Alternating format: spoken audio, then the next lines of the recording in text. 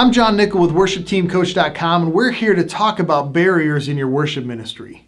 We're looking at the second barrier today, and that's the lack of commitment barrier. What is the lack of commitment barrier?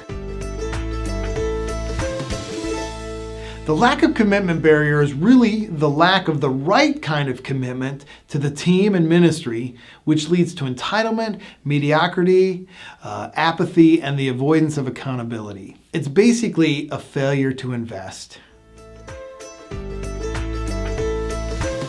There are at least 3 signs that you are dealing with this barrier. The first one is huge. It's this thing called entitlement. Entitlement shows up in a few different ways. Here are 2 big forms of it. The first one is entitlement by faithfulness. And that says this: I show up every week, and I have been for the last 5 years, so this is my position. The second form entitlement takes is this: entitlement by talent. I'm the most talented piano player, so this is my position, or I don't really need to practice because I'm so talented. These people seem very committed, and they really are in some ways, but it's not the right kind of commitment, which we'll find out about later. Now, another sign of this barrier is apathy and mediocrity. Apathy and mediocrity says, I'm here, but I'm not really going to invest more than the minimum. I just want to get by. And one of the biggest signs of this barrier is the avoidance of accountability. Avoidance of accountability comes from Pat Lencioni's book, The 5 Dysfunctions of a Team. It basically says this: I won't be held accountable for my bad behavior, my results, or my failure to meet standards. And so I won't hold other people accountable either.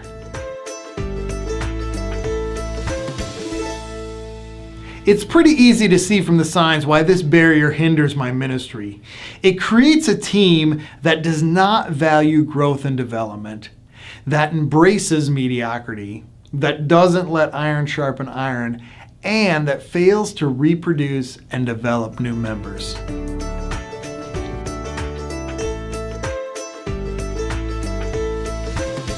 Listen to this well-known parable that Jesus tells.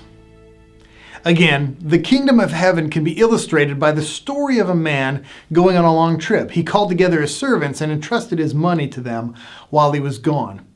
He gave 5 bags of silver to one, 2 bags of silver to another, and 1 bag of silver to the last, dividing it in proportion to their abilities. He then left on his trip. The servant who received 5 bags of silver began to invest the money and earned 5 more. The servant with 2 bags of silver also went to work and earned 2 more. But the servant who received 1 bag of silver dug a hole in the ground and hid his master's money. After a long time, their master returned from his trip and called them to give an account of how they had used his money. The servant whom he had entrusted 5 bags of silver came forward with 5 more and said, Master, you gave me 5 bags of silver to invest, and I have earned 5 more. The master was full of praise. Well done, my good and faithful servant. You have been faithful in handling this small amount, so now I will give you many more responsibilities. Let's celebrate together. The servant who had received the 2 bags of silver came forward and said, Master, you gave me 2 bags of silver to invest, and I have earned 2 more. The master said, Well done, my good and faithful servant. You have been faithful in handling this small amount, so now I will give you more responsibilities. Let's celebrate together.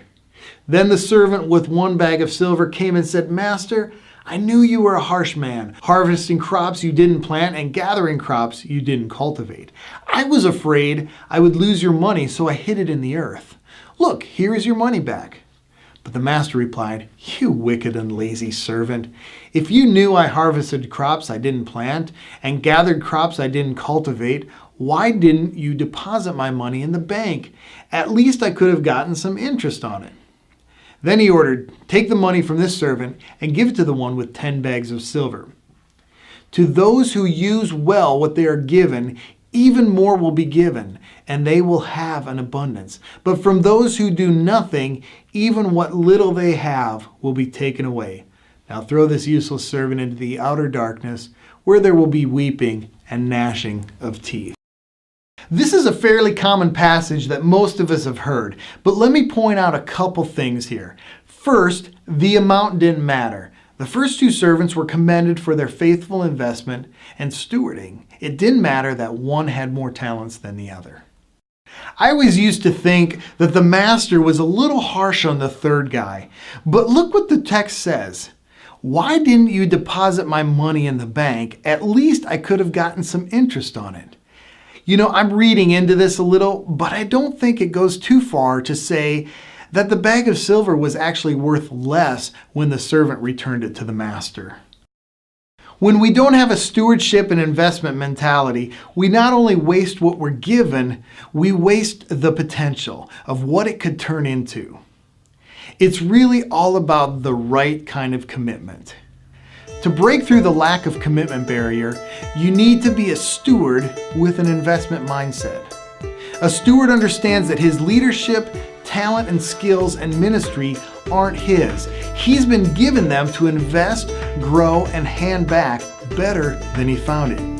If you have a team full of stewards, you can't help but develop a ministry that leads exceptional worship. And you will also reproduce committed team members and leaders who will one day take the ministry further than you can imagine.